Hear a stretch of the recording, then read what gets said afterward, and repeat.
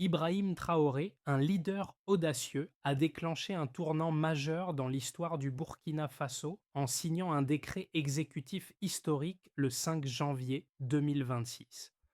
Par cette action, il a instauré des mesures radicales: embargo sur les visas, nationalisation des ressources minières et expulsion des entreprises étrangères. Une décision percutante qui marque la fin d'une ère de dépendance et qui réaffirme la souveraineté du pays face aux puissances occidentales. Mais cette prise de position aura-t-elle des conséquences inattendues sur l'économie et les relations diplomatiques du Burkina Faso? Traoré a mis le pays sur une voie de confrontation avec l'Occident, mais quel sera l'impact réel pour les Burkinabés? Ibrahim Traoré, en prenant des mesures aussi drastiques, a clairement mis la souveraineté nationale au cœur de son projet.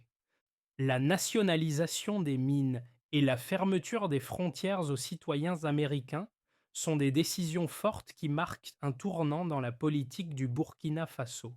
Cela représente bien plus qu'un simple acte économique. C'est une déclaration de rupture avec les anciennes puissances coloniales, particulièrement la France et les États-Unis. Traoré s'engage à récupérer le contrôle des ressources naturelles de son pays, une étape cruciale pour l'autonomie économique du Burkina Faso. Mais cette stratégie sera-t-elle viable à long terme? Ces décisions audacieuses auront-elles un impact positif sur l'économie locale et la stabilité sociale? D'un côté, la majorité de la population burkinabé soutient ces mesures, qui sont perçues comme une lutte pour l'indépendance. Mais de l'autre, les sanctions internationales et l'isolement diplomatique pourraient fragiliser le pays, entravant son développement. Le défi réside dans la gestion de ce fragile équilibre entre souveraineté et coopération internationale. Le décret, signé par Ibrahim Traoré en janvier 2026, n'est pas qu'une simple réponse aux pressions internationales. C'est une véritable stratégie de réaffirmation de la souveraineté du Burkina Faso. En imposant un embargo sur les visas, Traoré cherche à limiter l'influence étrangère sur son territoire. Il s'attaque à un système néocolonial qui a pendant des décennies exploité les ressources naturelles du pays. En nationalisant les mines, il reverse le contrôle de l'or aux Burkinabés, leur offrant ainsi une opportunité de reprendre leur propre destin. Avant ces mesures, les sociétés minières étrangères comme Endeavour Mining et Horizon Gold extrayaient des millions de dollars sans verser une part équitable aux autorités locales. En 2026, le Burkina Faso a non seulement récupéré le contrôle de ses ressources, mais a aussi imposé des règles strictes qui bénéficient désormais aux Burkinabés. Cependant, cette stratégie ne va pas sans risque. Bien que ces mesures aient suscité une vague de soutien parmi les citoyens, elles ont également déclenché des répercussions immédiates sur le plan économique. Le pays a perdu une grande partie de ses investisseurs étrangers, notamment américains et européens, qui ont été contraints de quitter le territoire. En parallèle, la population a dû faire face à des perturbations économiques dans les secteurs liés à ces entreprises. Toutefois, Traoré a pris soin de soutenir cette transition en investissant dans des programmes de formation pour les Burkinabés afin de combler les postes laissés vacants par les étrangers. Bien que la nationalisation des mines et l'embargo sur les visas soient des étapes audacieuses, l'incertitude demeure: ces décisions conduiront-elles le Burkina Faso vers une prospérité indépendante ou vers un isolement dangereux?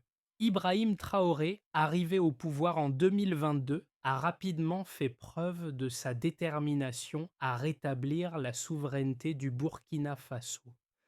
Dès son accession à la présidence, il a mis en place des réformes visant à diminuer l'influence des anciennes puissances coloniales, en particulier la France et les États-Unis. La signature de l'ordonnance du 5 janvier 2026 représente une étape décisive dans ce processus. La nationalisation des mines d'or, une ressource clé du pays, est un geste audacieux visant à récupérer les profits générés par l'exploitation des ressources naturelles du Burkina Faso. Mais ce n'est pas uniquement une décision économique. Traoré a également voulu envoyer un message politique fort. L'Afrique doit prendre son destin en main et ne plus être soumise aux intérêts des puissances étrangères. Cette vision a résonné auprès de nombreux Burkinabés qui perçoivent ces actions comme une opportunité de briser les chaînes du néocolonialisme. Cependant, ces mesures ont aussi eu des conséquences immédiates sur les conditions de vie des citoyens. La fermeture des entreprises minières étrangères a entraîné la perte de milliers d'emplois pour les travailleurs locaux, tandis que l'embargo sur les visas a limité les possibilités de commerce et de diplomatie avec l'Occident. Ces impacts ont été ressentis particulièrement dans les communautés dépendantes des secteurs touchés. Malgré ces défis, la popularité de Traoré est restée élevée parmi ceux qui soutiennent son ambition de libérer le pays de l'emprise des puissances occidentales. Toutefois, le chemin vers l'indépendance économique semble semé d'embûches. Traoré devra jongler avec la nécessité de maintenir le soutien populaire tout en gérant les répercussions économiques de ses décisions. Le 5 janvier 2026, Ibrahim Traoré a pris une décision radicale en signant un décret exécutif qui a secoué le paysage politique et économique du Burkina Faso. La première mesure phare a été l'embargo sur les visas, puis un geste qui visait à restreindre l'influence des États-Unis et des autres puissances occidentales sur le pays. Les entreprises américaines, qui étaient jusque-là des acteurs majeurs dans le secteur minier, ont été contraintes de quitter le pays. Ce départ a provoqué une perte immédiate de milliers d'emplois et une incertitude économique pour les communautés locales. Cependant, Traoré n'a pas laissé cette transition sans alternative. Dès l'annonce de l'embargo, son gouvernement a lancé un programme de formation professionnelle pour préparer les Burkinabés à occuper les postes laissés vacants par les travailleurs étrangers. Mais ce n'était qu'une partie de la stratégie. La nationalisation des ressources minières a suivi rapidement, marquant un tournant historique dans la gestion des ressources naturelles du pays. Les mines d'or, et qui étaient exploitées par des multinationales étrangères, ont été placées sous contrôle burkinabé. Cette mesure a permis au pays de récupérer une part importante des revenus générés par l'exploitation des mines, estimés à 250 millions de dollars supplémentaires par an. Mais tout n'a pas été simple. En plus de ces mesures économiques, le Burkina Faso a dû faire face à une pression diplomatique accrue. L'Occident a rapidement réagi en imposant des sanctions économiques et en suspendant une partie de l'aide internationale, notamment en matière de santé et d'éducation. Les relations avec les États-Unis et l'Union européenne se sont tendues et la communauté internationale a exprimé son mécontentement face à ce qu'elle considérait comme une rupture unilatérale avec les principes du libre-échange et de la coopération internationale. Cependant, Traoré a maintenu sa position soutenue par une majorité de la population qui voit dans ces réformes une opportunité d'émancipation et de développement autonome. Dans les jours qui ont suivi, le Burkina Faso a amorcé des négociations avec de nouveaux partenaires, notamment la Chine et la Russie, pour compenser les pertes économiques et attirer de nouveaux investissements. Ces discussions ont déjà commencé à porter leurs fruits, avec des accords pour la construction d'infrastructures et des investissements dans le secteur de la sécurité. Mais ces partenariats, bien qu'importants, ne suffisent pas à effacer les défis internes. Le pays doit naviguer entre la nécessité de renforcer son indépendance et les risques d'un isolement diplomatique et économique croissant. Traoré est désormais à la croisée des chemins. Son gouvernement parviendra-t-il à maintenir le cap sans sacrifier le bien-être de sa population? Les mesures prises par Ibrahim Traoré en janvier 2026 ont rapidement eu un impact concret sur l'économie du Burkina Faso. L'embargo sur les visas, bien qu'il ait affecté les relations diplomatiques et commerciales avec les États-Unis, a eu un effet direct sur la diminution de la présence étrangère dans le pays. Avant la signature de l'ordonnance, plus de 15 Américains résidaient au Burkina Faso, principalement dans les secteurs miniers, diplomatiques et humanitaires. Avec la mise en œuvre de cette interdiction, le nombre d'Américains présents dans le pays a chuté de plus de 80%, soit environ 12 personnes en moins. Selon les prévisions gouvernementales, cette mesure entraînera une perte d'environ 3 milliards de dollars en investissements étrangers au cours des 5 prochaines années, ce qui représente environ 15% du PIB national. Cependant, cette perte n'est pas définitive, car le Burkina Faso a commencé à compenser cette diminution avec de nouveaux partenaires stratégiques comme la Chine et la Russie.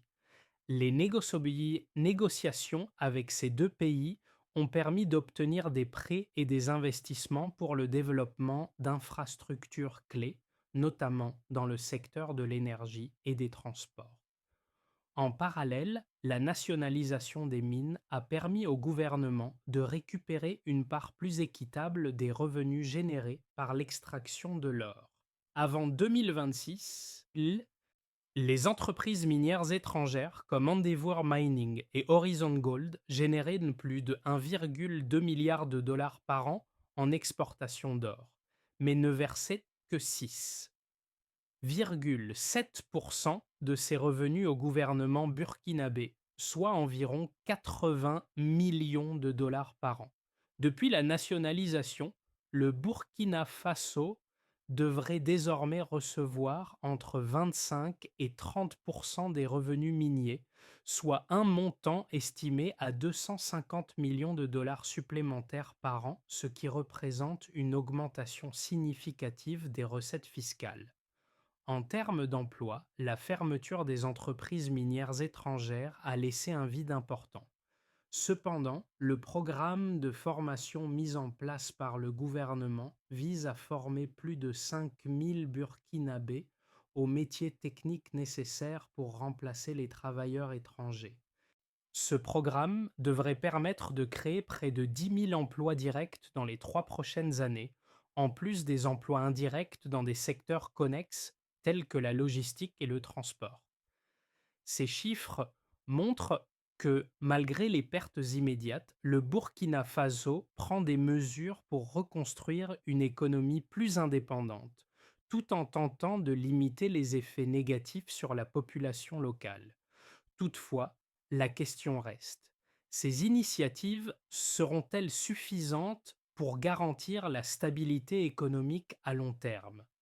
L'un des arguments les plus puissants en faveur des réformes de Traoré repose sur la nécessité de récupérer les ressources naturelles du pays, notamment l'or, afin de réduire la dépendance économique vis-à-vis des puissances occidentales. Avant 2026, des entreprises comme Endeavour Mining et Horizon Gold exploitaient les mines du Burkina Faso, en emportant des milliards de dollars en ressources naturelles, tout en ne versant qu'une fraction infime des bénéfices au gouvernement. En récupérant ces mines, le Burkina Faso récupère non seulement un contrôle stratégique sur ses ressources, mais il s'affranchit également d'un modèle économique néocolonial qui a longtemps enrichi des multinationales étrangères tout en appauvrissant le pays. Les partisans de cette nationalisation estiment que c'est une étape cruciale pour renforcer l'indépendance économique et garantir que les profits générés par les ressources naturelles profitent directement à la population locale. De plus, avec la fermeture des portes aux entreprises étrangères, Et Traoré espère donner un coup de pouce à l'économie nationale en augmentant les revenus provenant des mines et en créant des emplois locaux dans les secteurs miniers et connexes. Cependant, les critiques soulignent que cette stratégie comporte des risques significatifs. Le retrait des entreprises étrangères pourrait entraîner une perte de savoir-faire technique et une diminution des investissements étrangers nécessaires pour moderniser l'industrie minière. De plus, la mise en place de formations pour les travailleurs locaux est un processus long et coûteux, et il n'est pas garanti que ces initiatives aboutissent à des résultats immédiats. Un autre point de friction concerne l'impact de l'isolement diplomatique. Bien que les relations avec la Chine et la Russie se soient renforcées, certains experts estiment que l'absence d'engagement avec l'Occident pourrait entraver l'accès à des technologies de pointe et des financements cruciaux pour la modernisation des infrastructures. Ainsi, bien que l'approche de Traoré repose sur une logique de souveraineté économique, il est crucial de reconnaître les défis considérables qui se présentent dans la mise en œuvre de cette stratégie à long terme. L'avenir du Burkina Faso dépendra de la capacité de Traoré à équilibrer ses ambitions de souveraineté avec les réalités économiques et géopolitiques complexes. Le 5 janvier 2026, Ibrahim Traoré a franchi un seuil décisif dans la politique du Burkina Faso en signant un décret exécutif radical. Cependant, alors que l'Occident condamne fermement ces actions, le pays connaît un moment clé de transformation. Ce n'est pas uniquement une décision économique, mais un véritable signal d'indépendance. Traoré, tout en réaffirmant la souveraineté de son pays, veut prouver que le Burkina Faso peut se reconstruire sans la tutelle des anciennes puissances coloniales. La nationalisation des ressources minières représente non seulement un retour aux fondamentaux économiques, mais aussi une affirmation symbolique face à l'exploitation étrangère. Pourtant, cette victoire a un prix: la fermeture des portes aux entreprises étrangères et l'embargo sur les visas ont immédiatement isolé le pays, alors que les sanctions internationales se sont intensifiées. Le défi majeur qui se profile pour Traoré est de maintenir le soutien populaire tout en naviguant entre les tensions diplomatiques croissantes. À ce tournant, la question est de savoir si le Burkina Faso pourra vraiment transformer ses réformes en une base solide pour un avenir prospère, ou si l'isolement économique et politique sera trop lourd à porter. Les répercussions des décisions de Ibrahim Traoré se font déjà sentir dans tout le Burkina Faso. La nationalisation des mines, bien que perçue comme un acte de souveraineté nationale, a profondément transformé le paysage économique. Avant cette réforme, les entreprises minières étrangères telles qu'Endeavour Mining extrayaient plus de 1,2 milliard de dollars d'or par an, ne versant qu'une fraction de ce montant, environ 6,7%, au gouvernement burkinabé.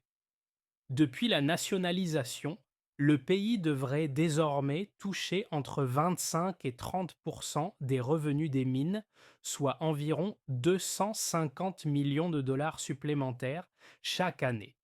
Cette augmentation des revenus pourrait avoir un impact majeur sur les finances publiques, permettant au gouvernement de financer davantage de projets d'infrastructures et de services sociaux, notamment dans les secteurs de la santé et de l'éducation. Cependant, cette transition a aussi engendré des difficultés à court terme. Le retrait des entreprises étrangères a conduit à la perte de milliers d'emplois, notamment dans les régions rurales où les mines étaient des sources essentielles de travail. Le gouvernement a réagi en lançant un programme de formation pour les travailleurs locaux, mais la mise en place de ce programme prend du temps et les résultats ne sont pas immédiats. Parallèlement, l'embargo sur les visas et la fermeture des portes aux investisseurs étrangers ont exacerbé l'isolement économique du pays. En conséquence, le Burkina Faso a perdu l'accès à des financements et à des technologies cruciales, ce qui a ralenti la modernisation de certains secteurs. Cependant, la population, bien que confrontée à des incertitudes économiques, soutient largement ces mesures, percevant dans cette rupture avec les anciennes puissances une chance de prendre son destin en main. La question qui se pose est de savoir si ce soutien populaire suffira à maintenir le cap et à surmonter les défis économiques qui s'annoncent. En parallèle, la politique étrangère de Traoré s'oriente vers des alliances avec des pays comme la Chine et la Russie, des partenariats qui, bien qu'essentiels pour combler les manques, ne peuvent remplacer les liens historiques avec l'Occident.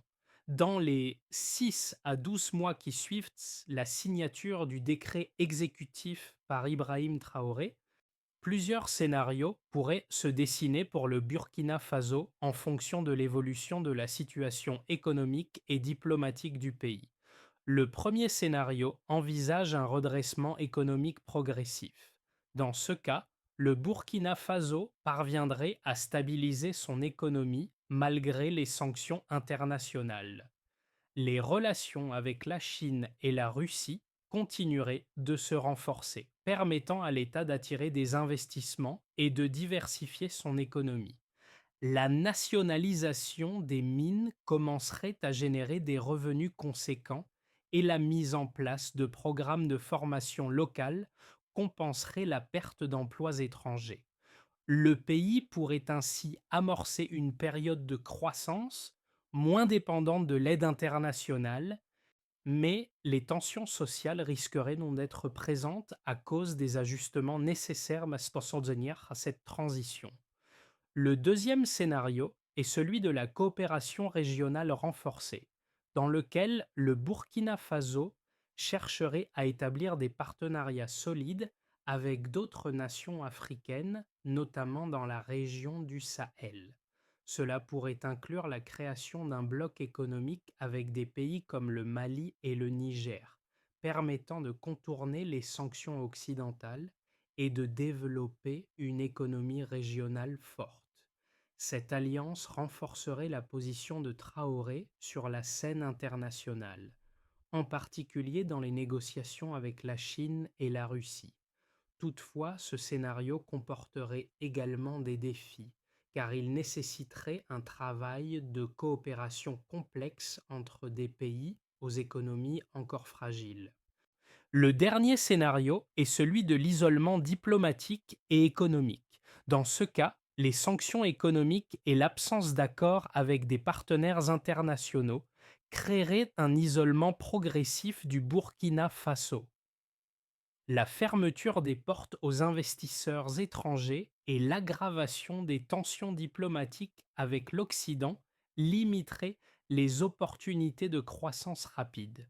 Le pays serait contraint de se concentrer sur des solutions internes, mais cette situation risquerait de ralentir la modernisation et de freiner le développement des infrastructures essentielles. L'isolement croissant pourrait entraîner une pression accrue sur la population, augmentant ainsi les tensions sociales et politiques au sein du pays. Quel scénario se réalisera?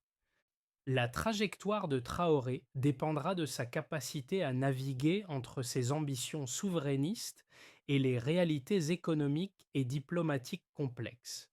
Les réformes de Ibrahim Traoré ont déjà eu un impact significatif sur le Burkina Faso, mais elles soulèvent également des questions cruciales pour les citoyens, notamment ceux des communautés rurales et urbaines. Les travailleurs, bien que soutenus par des programmes de formation, devront s'adapter à une nouvelle réalité économique. La nationalisation des mines et l'embargo sur les visas pourraient initialement apporter des bénéfices à long terme, mais les pertes immédiates en emploi et en opportunités de croissance sont des défis de taille. Les Burkinabés devront faire face à des ajustements importants, non seulement dans leur travail quotidien, mais aussi dans leur perception des relations internationales et de la place du pays dans l'économie mondiale. Pour les jeunes générations, Ces réformes représentent un tournant. Traoré incarne une forme d'espoir et de résistance face à l'exploitation économique qui a longtemps marqué l'histoire du Burkina Faso. Cependant, cette transformation nécessite un soutien constant de la part de la population, ainsi qu'une capacité à surmonter les épreuves économiques immédiates. Les jeunes burkinabés, en particulier ceux vivant dans les zones rurales, devront avoir accès à des opportunités de formation et d'emploi pour tirer parti des nouvelles industries locales. Mais cela ne suffira pas si les tensions sociales et économiques augmentent. La question qui se pose est de savoir si Traoré pourra maintenir son leadership tout en équilibrant les attentes de la population et les défis de l'isolement économique. L'avenir du Burkina Faso réside dans la capacité des citoyens à croire en la vision de leur président, mais aussi à s'adapter à une réalité économique en mutation rapide. Le pays doit se préparer à cette transition en trouvant des moyens d'allier indépendance économique et coopération internationale pour éviter des tensions internes trop grandes. Le chemin vers la prospérité du Burkina Faso, après les réformes audacieuses mises en place par Ibrahim Traoré, repose sur plusieurs étapes stratégiques essentielles. La première étape consiste à renforcer les partenariats économiques alternatifs. Le Burkina Faso devra continuer à développer ses relations avec des partenaires comme la Chine et la Russie, en diversifiant les investissements étrangers pour réduire sa dépendance à l'Occident. Cela inclut la mise en place de nouvelles routes commerciales, ainsi que des accords de financement pour les infrastructures. Cette diversification permettra non seulement de pallier les pertes économiques liées aux sanctions occidentales, mais aussi d'assurer la stabilité à long terme. La deuxième étape clé est l'investissement dans les secteurs agricoles et industriels locaux. Le Burkina Faso doit réduire sa dépendance aux importations en développant une industrie locale plus compétitive. Soutenir les petites entreprises et les start-up locales, notamment dans l'agriculture et les ressources naturelles, sera crucial pour stimuler l'innovation et la création d'emplois. Ce soutien pourrait également améliorer la sécurité alimentaire et créer de nouvelles opportunités dans les zones rurales. Enfin, il est impératif de renforcer la gouvernance et la gestion des ressources naturelles. Pour que les bénéfices de la nationalisation des mines profitent réellement à la population, le gouvernement devra mettre en place des mécanismes de contrôle et de transparence pour éviter la corruption et garantir que les profits des ressources naturelles servent à financer les services publics et les programmes de développement. Cela inclut également la formation des travailleurs locaux à la gestion des ressources naturelles et aux métiers techniques dans les secteurs clés. Avec ces étapes, le Burkina Faso peut non seulement surmonter ces défis immédiats, mais aussi créer une fondation solide pour un avenir indépendant et prospère. Les décisions d'Ibrahim Traoré en janvier 2026 ont redonné espoir à des millions de Burkinabés, en particulier ceux qui ont longtemps souffert de l'exploitation des puissances étrangères. Ces réformes ont marqué la fin d'une ère de dépendance et l'entrée dans une nouvelle dynamique géopolitique. Traoré, en prenant le contrôle des mines et en fermant les portes aux puissances occidentales, a donné au Burkina Faso une opportunité de réécrire son avenir. Mais cette réécriture ne sera pas facile. Les défis économiques à court terme, les tensions diplomatiques croissantes et la nécessité de maintenir un équilibre délicat entre souveraineté et coopération internationale représentent des obstacles majeurs. Cependant, pour ceux qui croient en la vision de Traoré, ces réformes représentent bien plus qu'une simple transformation économique. Elles incarnent l'espoir d'une Afrique libre où chaque pays peut définir son propre avenir sans l'ingérence des puissances extérieures. Ce moment historique pourrait devenir un modèle pour d'autres nations africaines en quête d'indépendance. Mais le véritable test reste à venir. Le Burkina Faso pourra-t-il relever ce défi et transformer cette vision en réalité? L'avenir du Burkina Faso se joue aujourd'hui. Les réformes audacieuses mises en place par Ibrahim Traoré ont ouvert la voie à un avenir de souveraineté et de prospérité pour la nation. Mais cela ne pourra se réaliser que si chaque citoyen, chaque acteur économique soutient cette transformation. Pour les Burkinabés, il est temps de se rassembler autour de ce projet commun et de participer activement à la construction de leur avenir. Cette lutte n'est pas uniquement celle d'un homme, mais celle de tout un peuple.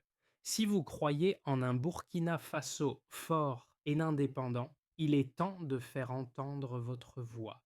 Soutenez les réformes, engagez-vous dans les programmes locaux et contribuez à la vision d'un pays qui se relève de ses défis. L'indépendance économique est à portée de main, mais elle ne peut se concrétiser sans l'effort collectif. Le Burkina Faso a l'opportunité de devenir un modèle pour toute l'Afrique, un phare de résistance et de développement durable. Ensemble, nous pouvons faire en sorte que cette vision devienne une réalité. Quel rôle allez-vous jouer dans ce changement?